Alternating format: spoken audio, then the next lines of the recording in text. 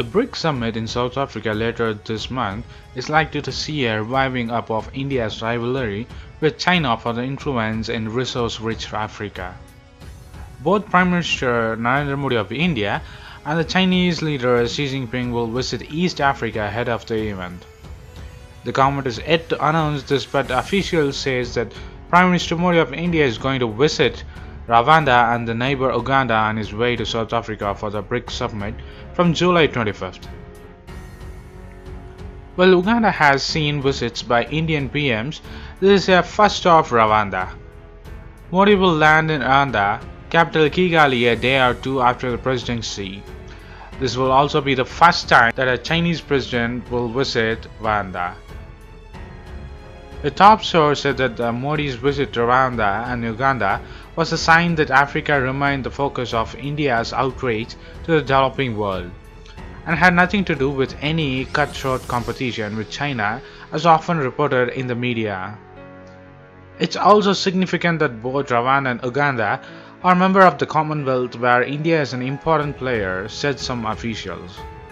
Adding to that the outreach enhances India's South-South leadership credential even as it engages with the bigger powers.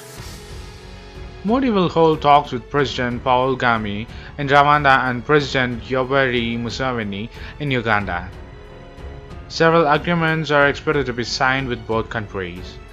It is significant that both leaders have chosen to visit Rwanda, where China has emerged as an important partner in the reconstruction work.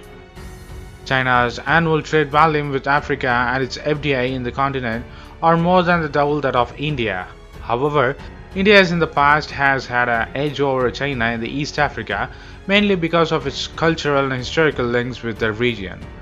The geographical proximity has also meant that countries in the east along the Indian Ocean coast account for more than half of India's exports to Africa. Both India and China are aware of the strategic significance of East Africa as an emerging market. India, though, is wary of the inflow of easy Chinese loans in the region, which has embraced the Beijing's Belt and Road initiative. In Uganda, the Reuters reported that recently China alone had loaned it nearly $3 billion and was in talks for $2.3 billion more as a part of the BRICS. The China operates a naval base in Djibouti on the Horn of Africa, reflecting its growing clout in the region. Its uninhabited smaller alarms the sales to the countries in Africa has made it an attractive partner for both the countries. So what do you think of Prime Minister Narendra Modi of India and the President of China Xi Jinping going against East Africa in a competition or a race against building the trust between India and China in the East Africa for building blocks of military and infrastructures?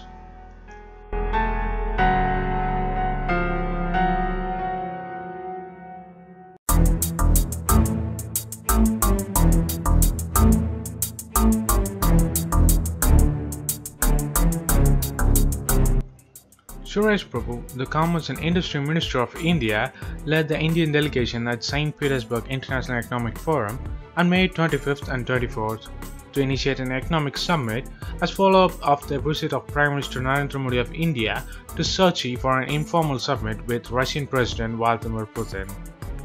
The two countries also explored the possibility of joint ventures which should participate in tender in third countries.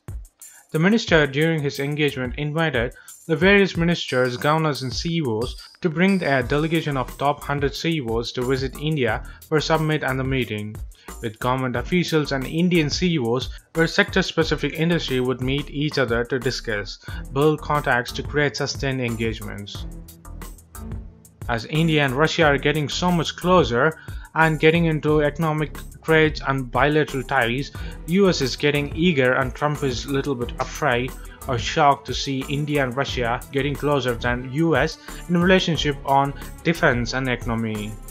The minister met 5 Russian ministers and several top business leaders representing railways, communication and media, fertilizers and startups. During the various meetings, the both sides appreciated and noted the fact that India-Russia trade has increased considerably, but was also still less the potential. The thrust of the conversation was creating and executing a plan for increased India-Russian trade economic cooperation. Towards this end, logistics, the infrastructures, the knowledge and based economics, diamonds and golds were highlighted as the important focus areas. In the infrastructure sector, the status of joint study with Russian railways on the high-speed railway line between Nagpur and Secunderabad was discussed. The Indian minister also highlighted the need to set up joint ventures which should participate in tender in third countries.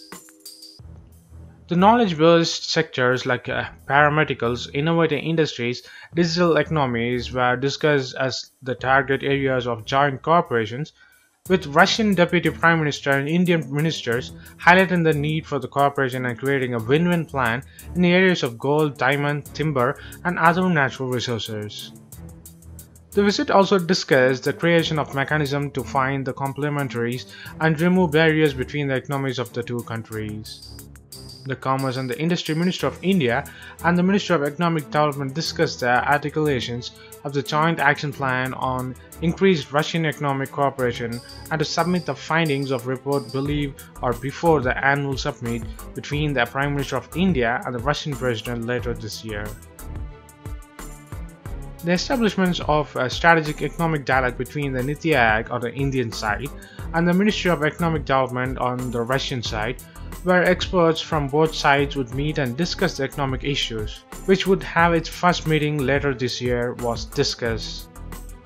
Expediting the EIUE, the India FTA negotiations was also underlined. The Indian Commerce and the Industry Minister and the Russian Minister of Transport agreed that the operations, the International North-South Transport Corridor, would propel trade between the two countries to new height by providing a faster, more viable trade route. Therefore, should be a priority for the both. So what do you think of India and Russia's close economic ties and mega economic summit, which will trigger US ties with India to unwilled relations or reliable relations?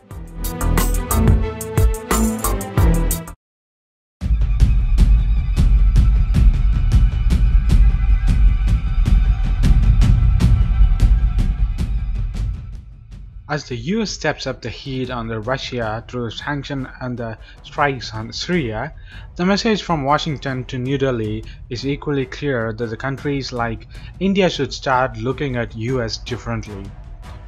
Ahead of the key strategic partnerships of energy dialogue, the US Under Secretary of Energy Mark Menezes told the Economic Times that it's important for the countries like India to not let the Russia and the China gain over the US in these areas.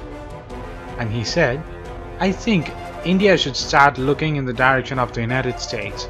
Look at us, look at what we are offering, and then choose us over other countries. I'm not saying it will happen overnight, but start looking in our direction at least." When asked on the concerns that the US may be less cost-effective to Russia and China, he said, "If the countries begin to choose for the economic reasons only to go to the countries like China and Russia, which frankly do not share the values of democracy, free markets, religious tolerance, I would suggest we need to think very carefully." The US, Menezes emphasized, offers a more reliable options now that it's a net export of oil and natural gas. This allows the countries which share our values to choose between the countries that can threaten to cut off supply or exert because you are dependent on them.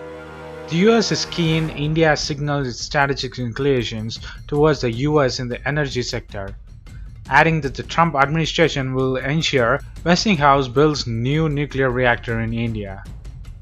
And he claims, "Be careful of those countries which come in and say the price should be determinative factor which when you enter into a co-partnership with them. We want that when the countries like India, with whom we have shared values, look for nuclear partners, they want to be with countries like US." Menezes also told to the Economic Times that he was convinced on the Westinghouse bounce back from its economic troubles to build reactors in India.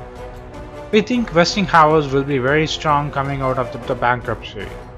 We are very supportive of their technology and capability to build their 6 reactors here in India. Bankruptcy will be no longer an issue." He went on to add the US attaches significant importance to India's membership request to the nuclear supplier group. We are pledged that we will look critically at any effort to impose unreasonable restrictions to their membership. So what do you think of US or the United States in nearly begging for India to not to go to Russia and China, instead it has to come to US for all its needs? Is it the right direction to go only towards one country with a democracy, or it's very good safe for India to go to democratic, secularistic and communist countries to have a spreaded equal things to all the countries so that India will be safe on all the countries? Post your comments below, and if you like this video, please give a thumbs up and follow us on social networks and subscribe to our channel. And thanks for watching. This is WC Daily. Think big, think different. Bye.